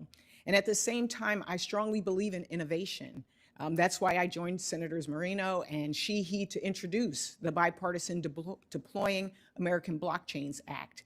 And I support a bipartisan, thoughtful, transparent, and inclusive process, especially for legislation that could shape the future of U.S. capital markets. My first question is for you, Mr. Painter.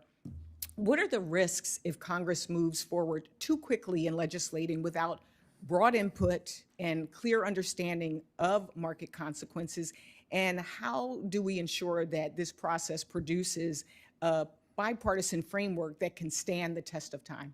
The risk is that we repeat the experience of regulating the banks in the 1920s and the depression that followed, 10 years of depression. The risk is that we repeat what happened in 2008 when campaign contributions poured into Congress from the securities-based swap industry, elsewhere in the financial services industry, and we had decades of deregulation. The economy collapsed. Millions of American families losing their homes, people unemployed. We've been through this again and again.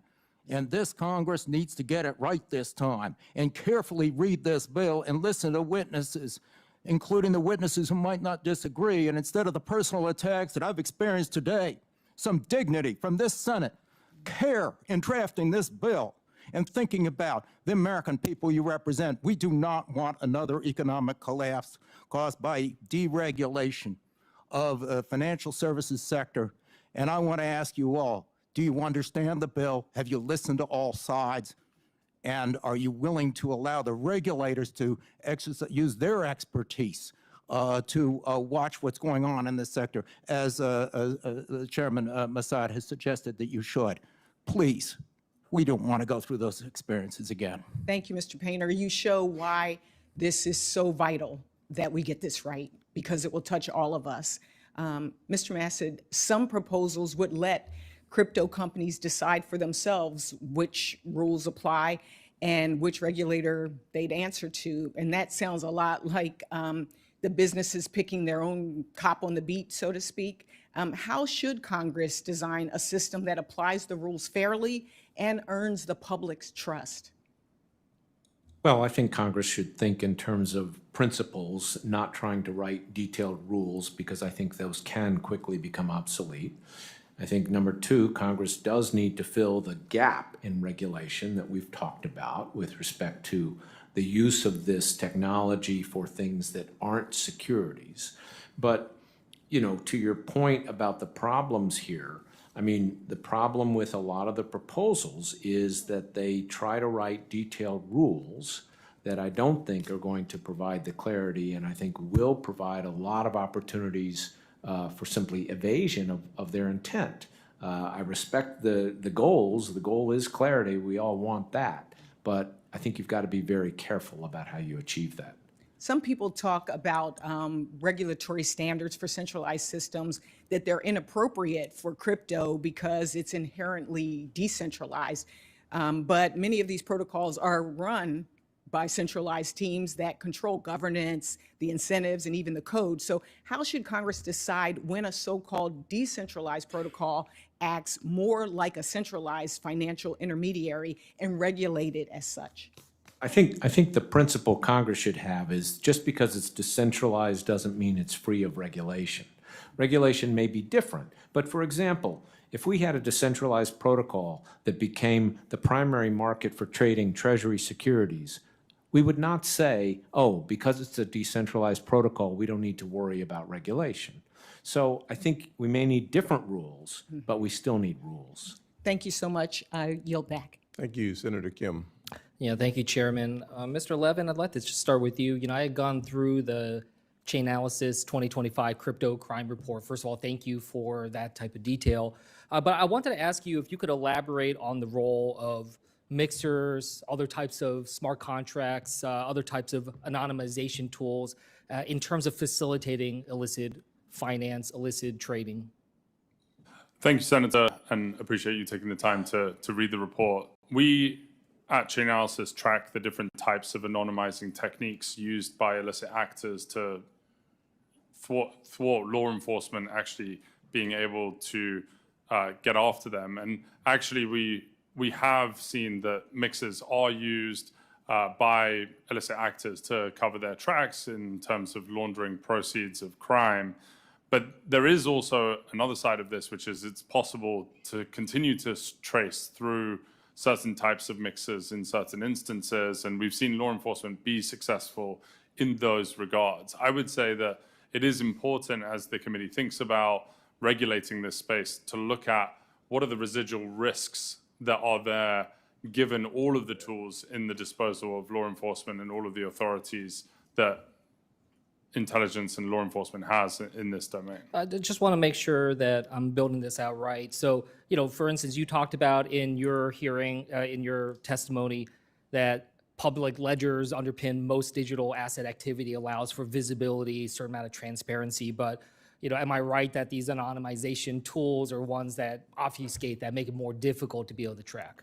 Yes, Senator, it is correct that the majority of activity on these ledgers is transparent, and you can see which entities are involved. And Chainalysis provides the unique intelligence about whether it is a mixer that is transacting or whether that is a centralized exchange. And so it is possible to identify that activity. It is also possible in certain instances to actually be able to trace through those mixers and continue the hunt for a law enforcement agent. I understand that in terms of the analysis to be able to track, but it does do a lot of that after the fact, after the transactions have already occurred, which makes it very difficult to be able to try to actually intervene, to be able to prevent these transactions from occurring.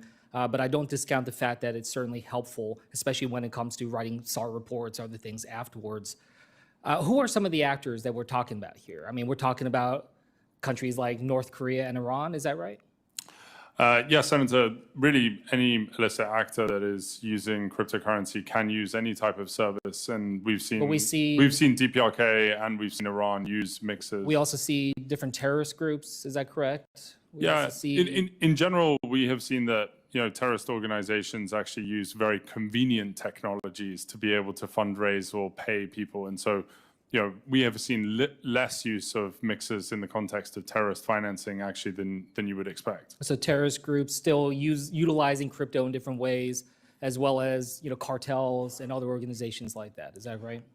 Senator, the illicit actors globally use the same technologies, the same services that all of us who use cryptocurrencies use, which is any type of instrument in cryptocurrencies. Mr. Garlinghouse, I'd like to just kind of turn to you. I mean, I just wanted to just get your thoughts on this. I mean, do you acknowledge what Mr. Levin's saying in terms of the illicit actors, the bad actors being able to utilize crypto right now? And I certainly appreciate the efforts that your company has made in terms of AML, but we're still seeing these problems. Is that something that you see and recognize as well? Ripple has always been a compliance-first company, and as I said in my early testimony, we have over 60 licenses around the world. That being said, I think anytime you see bad actors, they're looking for, as Mr. Levin said, whatever the easiest path is. They use cash, they use other assets. I've even read about them using gold. Yeah. So certainly they're also experimenting and trying to use digital assets. I think the good news has been, in many cases, they don't often understand how traceable and trackable that actually is, and it's more trackable than obviously cash. Yeah, but we're still seeing the anonymization tools being utilized, and again, a lot of that is after the fact. The difficulty, I mean, we saw North Korea right in front of the world be able to hack and take billions of dollars. We can see them moving around, but we had difficulty to be able to actually intervene. I don't discount the fact that we're never going to be able to stop it all. We can't stop it with cash. I think the problem that I see is that I used to work on counter-terrorist financing, and the sheer scale of this is enormous. It's an industrialization of North Korea's ability. They don't need to counterfeit anymore. They're finding ways to be able to do this. So I just hope that we can work together with industry, because I believe that industry doesn't want to have crypto be able to utilized in this way. I worry about the trajectory, what it might do to evade sanctions and other types of efforts. And this is something that I hope that we can address, especially when we're talking about over $50 billion just last year being used for illicit actors in this space. So I hope that this is something we can build off from. We had some efforts in this in a bipartisan way in the Genius Act, and I hope that we can make this a priority to make sure that we're trying to stop the terrorist groups, the cartels that we have talked about standing up against in so many different ways. And with that, I'll yield back. Senator Lummis. Thank you, Mr. Chairman, for holding this hearing and for indulging us in finally addressing the topic of digital assets. When I arrived here 4.5 years ago, there was very little knowledge about digital assets. And to the extent that there was fear because it is something about which people knew very little, and in some cases still know very little. Yet the industry has innovated and grown and become a force in our economy, and in fact in the global economy. We now see one digital asset company not only make an appearance on the S&P 500, but come into the S&P 500 in about the 135th position. That's how big this company is. We see several companies going public this year that are based in the digital asset industry. Yet we've seen foreign countries get ahead of the United States in terms of establishing a clear regulatory framework for digital assets. We have allowed regulatory agencies that are unfriendly toward this asset to use regulatory functions such as enforcement actions to bring about a regulatory morass for these industries when they've been unable to find out what regulatory framework they're supposed to follow, not having received clear guidance from the regulatory agencies to which they're subject and hope to comply. So we finally have an industry coming and requesting regulation so we know the rules of the road, so we can integrate this tremendous new technology into our economy. And so the time has come, and Mr. Chairman, I'm so pleased that you recognize the relevance, importance of the United States leading in this space. I also want to thank Senator Kirsten Gillibrand, who joined me shortly after I arrived here in drafting legislation that has been out for 4 years, that people could look at, that people could comment on, that we could reform and change as the industry grew, and their ability to shape the regulatory framework that protects consumers, but that also works for the innovators. And that is the point at which we've arrived today. We are ready to take that step. So I want to thank my colleagues on the other side of the aisle for their diligence in working with our side of the aisle to bring legislation about, starting with the Genius Act that dealt with the stablecoin component of digital assets, and now moving into the commodities and securities portion of a market framework. I believe we're taking the right step and not a moment too soon. You know, government's always been afraid of innovation, and the innovators in our country have had to cross barriers in order to achieve what humans are capable of, and have to fight government to surpass. You look at the internet, that the cypherpunks of the 80s and 90s were creating code and using cryptography, and the government was afraid of it, so the NSA called it a weapon, cryptography a weapon, and classified it as something that should not be available to the general public. But our courts in this country decided that cryptography and code writing is protected free speech under the First Amendment. And that was a game changer. It made it possible for those very brilliant minds to make available to each other through open source the cryptography and code writing that made it possible in 2009 for the first digital assets to appear on the scene. So now we're at the point where, from 2009 and where we are today, we have a mature industry that is asking us to provide clear rules of the road. And as people responsible for the government and as members of the Banking Committee, we're in the right place at the right time to help these innovators take their rightful place in the global economy as an asset that is important to our country, that is important to individual freedom, that is important to the unbanked and underbanked, and that will make available to people the opportunity to grow assets that are capable of increasing in value, as opposed to our own US dollar, which is by design decreasing in value. Mr. Chairman, your leadership in this effort is deeply appreciated by me, and I look forward to working with you, Senator Gillibrand, and other people on both sides of the aisle to bring this legislation through the Senate, to the House, and to the President's desk. Thank you so much, Mr. Chairman. Absolutely. Thank you for your leadership on such an important topic. And let me just get through some of my necessary comments, and then I'll close with a couple comments about Senator Lummis and Gillibrand and others. For senators who wish to submit questions for the hearing record, those questions are due 1 week from today, Wednesday, July 16th. To our witnesses, you will have 45 days from that day to submit your responses to questions for the record. Thank you for your attendance to the panel today. Closing, I'd like to thank you for your time. I thought your testimony today was some of the best testimonies I've heard in my 10 years on the committee.